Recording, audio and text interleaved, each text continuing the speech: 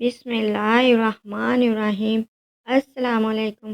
اربوں خربوں درود و سلام حضرت محمد مصطفیٰ صلی اللہ علیہ وآلہ وسلم، ان کی اولاد، ان کی آل پر اللہ تعالیٰ مغفرت فرمائے، آپ کی، میری اور تمام امت کے مسلمانوں کی، آمین۔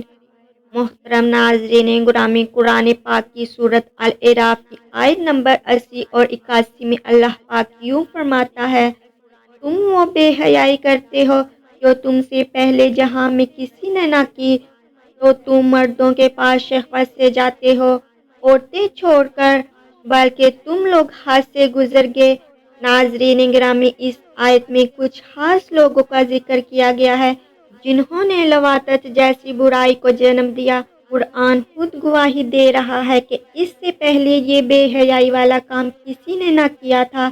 کچھ لوگ کہتے ہیں کہ زنا کی سزا تو شریعت میں موجود ہے، لیکن لواطت کی کوئی سزا مقرر نہیں، اس لیے اس میں نرمی دی گئی ہے۔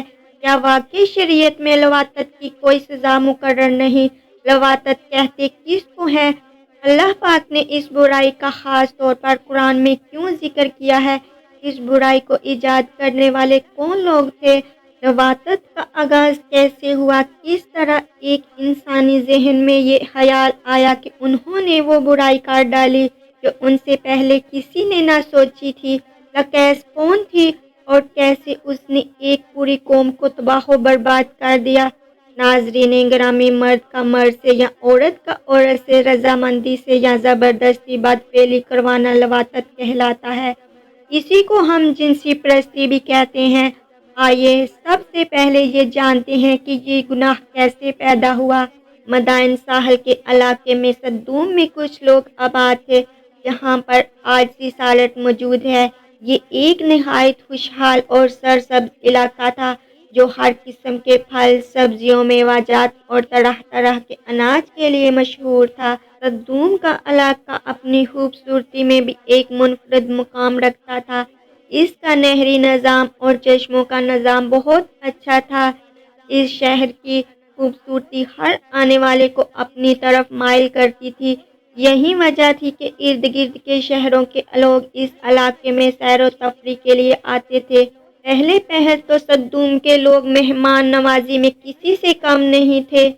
لوگ یہاں آ کر سیر و تفریح کرتے اور طرح طرح کے کھانے کھا کر جاتے تھے۔ پھر آہستہ آہستہ یہ لوگ خشک دل ہوتے گئے اور لوگوں کو یہاں آنے سے روکنے لگے۔ انہوں نے ہر طرح کی کوشش کرنی شروع کر دی کہ دوسرے شہروں کے لوگ یہاں آنے سے رک جائیں، لیکن ان کی سمجھ میں یہ نہ آتا تھا کہ آخر کون سا ایسا کام کیا جائے دوسرے شہروں اور ملکوں سے لوگ ہمارے علاقے میں آنا بند ہو جائیں اور ہم اپنی زندگی اپنوں میں کچھ اچھی طرح گزار سکیں۔ ایک دن ایسا ہوا کہ شیطان ایک بزرگ کی شکل میں ظاہر ہوا اور کہنے لگا کہ میرے پاس ان کو بھگانے کی تدبیر ہے۔ اگر تم میری بات پر عمل کرو گے تو یہ لوگ تمہارے پاس کبھی بھی آنے کا نہیں سوچیں گے۔ سب نے اس شیطان کی بات پر لبیک کہا اور اس شیطان کی ہر بات کو ماننے پر راضی ہو گئے۔ شیطان نے کہا کہ جو بھی دوسرے شہر سے آدمی تمہارے پاس مہمان بن کر آئیں گے تو اس کے ساتھ بدفعلی کرنا تو وہ بھاگ جائیں گے۔ شروع میں تو یہ بات سن کر سب حیران ہوئے، پھر اس شرط پر مان گئے کہ ایک دفعہ ایسا کر کے دیکھ لیتے ہیں، ہو سکتا ہے کہ واقعی لوگ ہمارے علاقے کا رخ کرنا چھوڑ دیں۔ چند دن گزرنے کے بعد شیطان ایک حسین و جمیل لڑکی کی صورت میں مہمان بن کر صدوم کے لوگوں کے پاس آیا۔ صدوم کے لوگوں نے اتنا حسین و جمیل لڑکا پہلے کبھی نہ دیکھا۔ اتنا حسین و جمیل لڑکا دیکھ کر صدوم کے شہر کے نامی گرامی اور امیر ترین لوگوں نے اس لڑکے کے ساتھ بدفعلی کی۔ اس دن کے بعد جب بھی کوئی مہمان صدوم کے شہر میں سیر و تفریح کے لیے آتا تو یہ لوگ اس کے ساتھ بدفعلی کرتے۔ اس طرح شیطان نے ان لوگوں کو ایسے برے کام کرنے کی طرف لگا دیا۔ پھر صدوم کے لوگوں کو بدفعلی کا چسکا پڑ گیا۔ جب بھی کوئی مہمان آتا تو یہ لوگ اس کے ساتھ ایک ہی وقت میں کافی لوگ بدفعلی کرتے تھے۔ جب کوئی مہمان نہ ہوتا تو یہ لوگ آپس میں ہی ایسا گناہ کرنا شروع کر دیتے۔ शैतान ने इन लोगों के दरमियान ऐसी आदत डाली कि वो इस बुरी हरकत से बाज आने का नाम ना लेते थे। जब इन लोगों ने आपस में ही एक दूसरे के साथ बेफेलियां करना शुरू कर दी तो सदूम गमूरा और आसपास की आबादियों में औरत के साथ शादियां करना बिल्कुल ही बंद कर दी थी। इन इलाकों में मर्द एक दूसरे मर्द को महबूबा बनाकर इनके साथ बदफेलियां किया करते थे। इनमें कई महफिलें रखी जाती थीं, जिन महफिलों में बेशुमार मर्द इकट्ठा होते थे जो आपस में एक दूसरे के साथ बदफेली किया करते थे। जब मर्द दूसरे मर्द के साथ ही बदफेली करके अपनी हवस मटा लिया करता था तो यहाँ की औरतों की तरफ कोई भी मर्द अपनी जिनसी ख्वाहिश पूरी करने के लिए नहीं जाता था। तो इन औरतों की परेशानियां दिन ब दिन बढ़ने लगी। इनके शौहर अपनी बीवियों के साथ हम बिस्तरी करना तो दूर की बात, वो इनकी तरफ देखना भी पसंद नहीं किया करते थे। चुनाचे इन औरतों की इस मुश्किल का हल निकलने के लिए इब्लीस ने सदूम और गमोरा के लोगों के पास अपनी बेटी लाकैस को भेजा। जब शैतान की बेटी लाकैस इस शहर में आई तो इसने यहाँ की औरतों के साथ रोने का बहाना करते हुए इस शहर में दाखिल हुई। ये शैतान की बेटी लाकैस बहुत ही हसीन और जमील और बहुत ही अमीर बनकर शहर वालों औरतों के सामने हाजिर हुई। लाकैस ने कहा, मैं भी जवान हूँ, मेरा शौहर किसी लड़के के इश्क में मुझे छोड़कर चला गया है, मेरी तो जिंदगी ही बर्बाद हो गई है। सदूम और गुमोरा की औरतों ने जब लाकैस की दास्तान सुनी तो इसको अपने शहर में रहने की इजाज़त दे दी। लाकैस शैतान की बेटी ने कहा कि अगर मर्दों को हमारे से जिनसी ख्वाहिशात को पूरी करने की ज़रूरत नहीं है, तो आपस में ही जिनसी मिलाप कर लेते हैं, तो हमारे पास भी ऐसे कई तरीके हैं जिसको इस्तेमाल में लाते हुए हम भी अपनी जिनसी ख्वाहिशात को पूरा कर सकते हैं। लाकैस ने इस शहर की बहुत ही प्यारी और अमीर तरीन औरत से दोस्ती की और फिर इस औरत को बदफेली की तरफ माइल किया और इसके साथ बदफेली की। इसके बाद लाकैस शहर की औरतों के पास गई जिनके खावंद इनके साथ हम बिस्तरी नहीं करते थे। इन औरत को बदफेली के तरीके बताए। इस तरह ये बदफेली का काम बहुत ही आम होने लगा। यहाँ की रहने वाली औरतों में ये बदफेली बहुत ही तेजी के साथ फैलने लगी।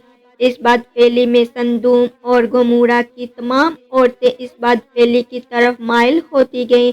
जैसे मर्द मर्दों के साथ बदफेली किया करते थे, इसी तरह इस कौमों की औरतें भी सरेआम एक दूसरे से बदफेलियां करने लगी। जब शौहरों ने दूसरी औरतों के साथ बदफेली करते हुए अपनी बीवियों को देखा तो उन्होंने अपनी बीवियों और बेटियों से कुछ नहीं कहा, क्योंकि वो भी दूसरे मर्दों के साथ बदफेली किया करते थे। ये एक ऐसा गुनाह था जिसने अफजाइश नस्ल को बढ़ने से रोकने और कानून की खिलाफ वर्जी भी की थी। जब इस कौम में ये बदफेली तेजी से फैली तो फिर अल्लाह पाक ने अपने प्यारे नबी हजरत लूत अलैहिस्सलाम को सदूम के लोगों की तरफ मबूस फरमाया। उन्होंने जब ये बदफेली अपने कौम में देखी तो इनको मना करने के लिए हर मुमकिन कोशिश की, पर ये लोग बदफेली के इतने आदी हो चुके थे कि इस आदत को छोड़ने के लिए तैयार न थे। कौम लूत से पहले ऐसी बदफेली किसी कौम में न पाई जाती थी। कुरान पाक में लूत की कौम का जिक्र 17 बार इस तरह किया गया है कि हजरत लूत अलैहिस्सलाम ने अपने लोगों को जो तबलीग की, कुरान में उसे इस तरह बयान फरमाया गया है कि तुम क्यों नहीं डरते, मैं तो तुम्हारा ईमानदार पैगंबर हूँ। तो अल्लाह से डरो और मेरा कहना मानो और मैं तुमसे इस काम का बदला नहीं मांगता, मेरा बदला अल्लाह रब्बुल आलमीन के ज़िम्मे है। क्या तुम अहले आलम में से लड़कों पर माइल होते हो और तुम्हारे परवरदिगार ने जो तुम्हारे लिए तुम्हारी बीवियां पैदा की हैं उनको छोड़ देते हो? हकीकत ये है कि तुम हाथ से निकल जाने वाले हो। सूरह शरा 161 ता 166। जब हजरत लूत अलैहिस्सलाम ने अपनी कौम से मायूस हो गए तो आपने अल्लाह ताला से दुआ की, ऐ मेरे मौला अब इन नाफरमान लोगों के दरमियान मेरी नुसरत फरमा। सूरतुल अनकबूत आयत नंबर 30। जब हजरत लूत अलैहिस्सलाम ने अल्लाह ताला से ये दुआ मांगी तो हजरत जिब्राईल अलैहिस्सलाम ने अपने साथियों के हमरा اللہ تعالیٰ کے حکم سے پہلے حضرت ابراہیم علیہ السلام سے ملے، پھر حضرت لوط علیہ السلام کے علاقہ میں صدوم آ گئے۔ حضرت لوط علیہ السلام بستی کے کنارے گئے، ان انسانی شکلوں والے فرشتوں سے ملے، ان کو بستی والوں سے بچا کر اپنے گھر لے آئے۔ کچھ روایات میں ہے کہ یہ انسانی شکل کے فرشتے حضرت جبرائیل علیہ السلام، حضرت میکائیل علیہ السلام اور حضرت اسرافیل علیہ السلام تھے۔ یہ فرشتے حسین و جمیل لڑکوں کی شکل میں آئے ہوئے تھے۔ حضرت لوط علیہ السلام کی بیوی بستی والوں کا ساتھ دیتی تھی۔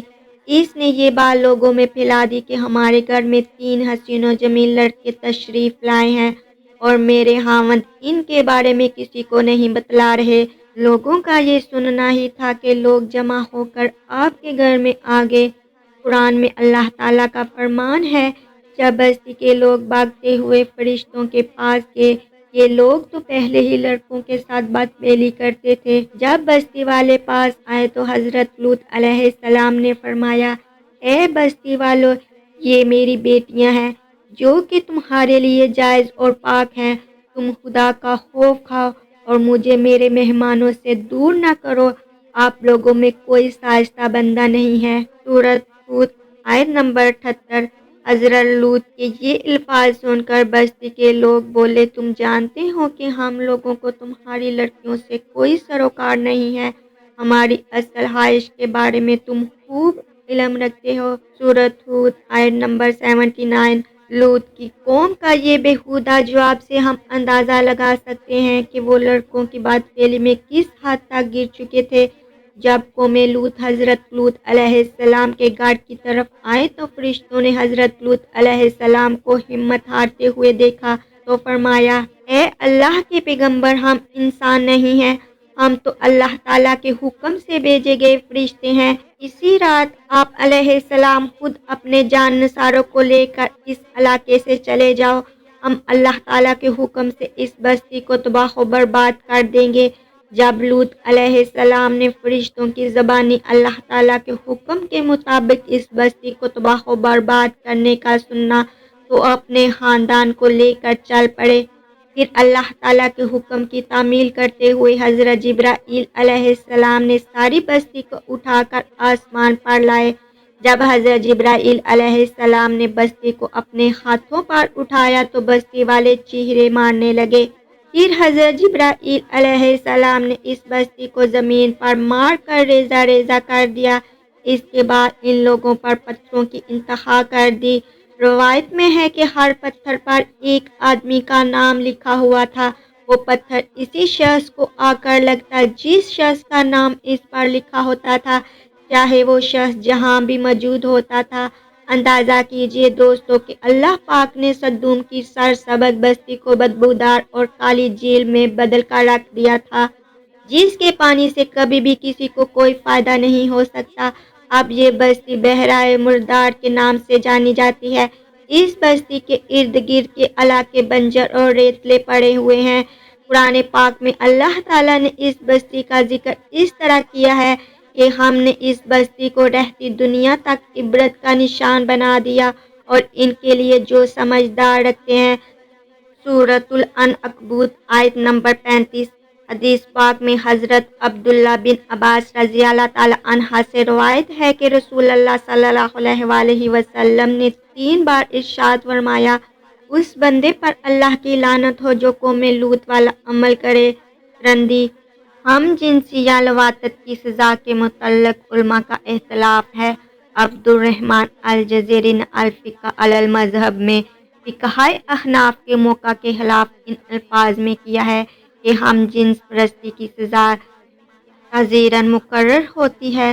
تعزیرات میں حاکم وقت، قانون ساز یا عدالت کو اختیار ہوتا ہے کہ مجرم کو ایسی سزا دے کہ جس سے دوسروں کو عبرت ہو اور کوئی اس جرم کے ارتکاب کی جرات نہ کرے۔ کیس کی نوعیت کے اعتبار سے قاضی مجرم کو عمر قید، قید جرمانہ، ملک بدری یا سزائے موت بھی دے سکتا ہے۔ خیر ایسے کبیرہ گناہ جس کے لیے اللہ نے پوری بستی کو پلٹ کر رکھ دیا، سوچئے کہ جہاں یہ گناہ آج کل ہو رہا ہوگا تو کیا ان گھروں میں اللہ کا عذاب نازل نہیں ہوگا۔ اللہ کریم ہمیں اس گناہ کبیرہ سے اپنی پناہ میں رکھے اور تمام شیطانی وسوسوں سے ہماری حفاظت فرمائے۔ کمنٹ سیکشن میں آمین لکھنا مت بھولیے گا۔